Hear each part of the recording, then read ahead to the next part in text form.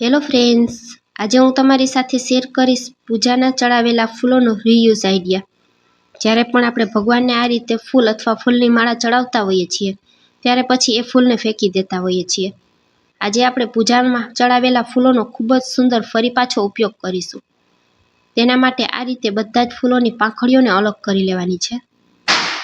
ફૂલને ફેંકવાના બદલે તમે તેનો ફરી પાછો આ રીતે ઉપયોગ કરી શકો છો. બધા જ ફૂલોની મેં આ રીતે પાંખડીઓ અલગ કરી દીધી છે. ત્યાર પછી બધા ફૂલોને એક દિવસ માટે આપણે તડકામાં અથવા 2 દિવસ પંખા નીચે સૂકવી દેવાના છે. પંખા નીચે સૂકવશો તો 2 દિવસ જેવો સમય લાગશે. 2 દિવસ પછી આપણા ફૂલ એકદમ સરસ સુકાઈ ગયા છે.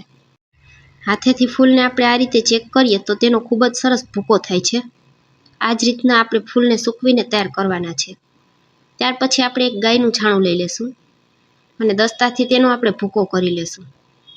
સૌથી પહેલાં આ રીતે દસ્તાથી અધકચરો એવો ભૂકો કરી લેવાનો. ત્યાર પછી આપણે એક મિક્સર જાર લઈ લેશું. ભૂકા કરેલા છાણાને આપણે આ રીતે મિક્સર જારમાં ઉમેરી દઈશું અને તેનું ઢાંકણ ઢાંકી અને એકદમ ફાઇન પાવડર તૈયાર કરી લેવાનો.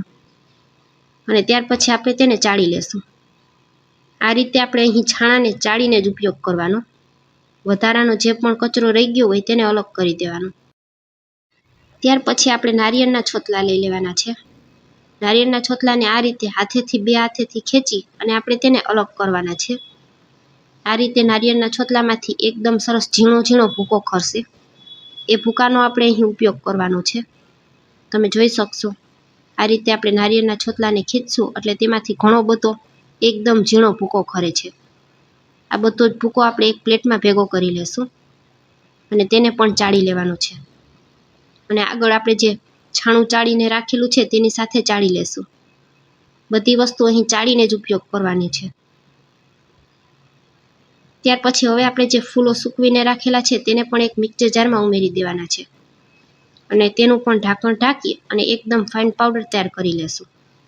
તો તમે જોઈ શકશો ફૂલ પણ એકદમ સરસ દળાઈ ગયા છે અને તેને પણ સાથે જ ચાળી લેશું.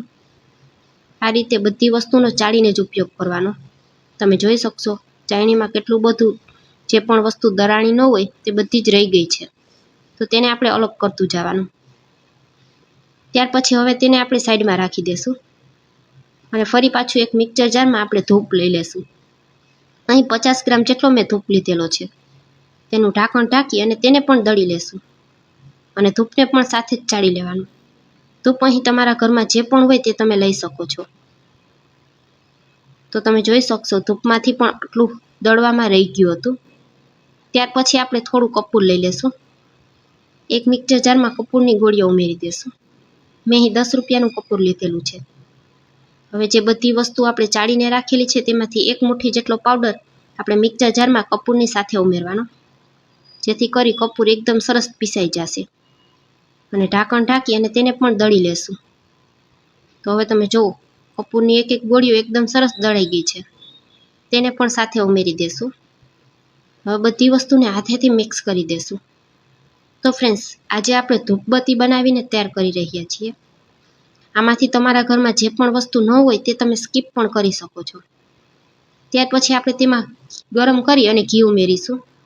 તમે ઘીની જગ્યાએ તેલનો પણ ઉપયોગ કરી શકો છો. 2 મોટી ચમચી જેટલું ઘી ઉમેરવાનું અને તેને ચમચીથી મિક્સ કરી દેશું. ઘી થોડું ઠંડુ થઈ જાય ત્યાર પછી હાથેથી આ રીતે મિક્સ કરવાનું. હાથેથી આ રીતે આપણે ભેગું કરીએ તો બધી વસ્તુ એકદમ સરસ ભેગી થાય છે. આ રીતનું મુઠ્ઠી પડે તેવું તેમાં બાઇન્ડિંગ આવી ગયું છે.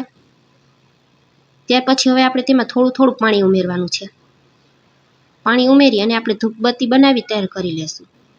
1 ચમચી જેટલું પાણી ઉમેરવાનું. વધારે પાણી બિલકુલ નથી ઉમેરવાનું. પાણીની જગ્યાએ તમે થોડું દૂધ પણ ઉમેરી શકો છો. હવે હાથમાં આ રીતે થોડું થોડું મિશ્રણ 1 ચમચી જેટલું લેતું જવાનું અને હાથેથી આપણે મુઠિયા વાળતા હોય એ રીતે ધૂપબત્તી તૈયાર કરી લેવાની.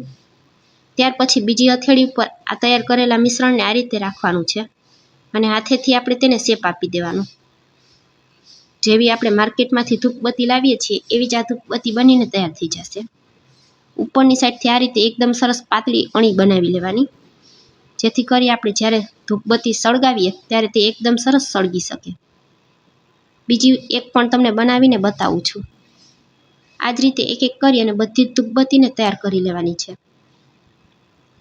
પહેલાં નીચેથી અને ત્યાર પછી ઉપરથી આ રીતે હળવા હાથે દબાવતા જઈ અને ધૂપબત્તી બનાવી તૈયાર કરી લેશું. આ ધૂપબત્તીને 2 દિવસ સુધી તડકામાં સૂકવી દેવાની છે.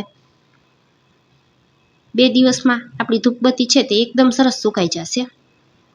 તો જ્યાં એકદમ સરસ તડકો આવતો હોય ત્યાં જ ધૂપબત્તીને સૂકવવાની છે. ધૂપબત્તીને સુકાતા 2 દિવસ જેવો સમય થઈ ગયો છે. 2 દિવસ પછી તમે જોઈ શકશો કે આપણી ધૂપબત્તી છે તે એકદમ સરસ સુકાઈ ગઈ છે. હવે તેને તમને પ્રજ્વલિત કરીને પણ બતાવું છું. એક વાટકીમાં એક ધૂપબત્તી રાખી દેશું અને બાકસની મદદથી આપણે તેને પ્રગટાવી લેશું. 1 મિનિટ સુધી ધૂપબત્તીને આ જ રીતે પ્રગટાવેલી રહેવા દેવાની છે. કોઈ પણ જાતના કેમિકલ વગર હોમમેડ ધૂપબત્તી બનીને તૈયાર થઈ જાય છે. આની સુગંધ એટલી બધી મનમોહક છે કે આને આપણે સવાર સાંજ પ્રગટાવીએ તો આખું ઘર ખીલી ઉઠે છે અને ઘરમાંથી બધી જ નેગેટિવિટી પણ દૂર થાય છે. તો ફ્રેન્ડ્સ, આજનો વિડીયો પૂરો જોયા પછી તમને જરા પણ પસંદ આવ્યો હોય તો વિડીયોને એક લાઇક કરજો, વધુમાં વધુ લોકો સુધી શેર કરજો અને મારા વિડીયો તમને જોવા ગમતા હોય તો મને સપોર્ટ કરવા બદલ મારી ચેનલને સબસ્ક્રાઈબ કરજો અને આજનો આ વિડીયો કેવો લાગ્યો તે પણ કોમેન્ટમાં જરૂરથી જણાવજો. Thanks for watching.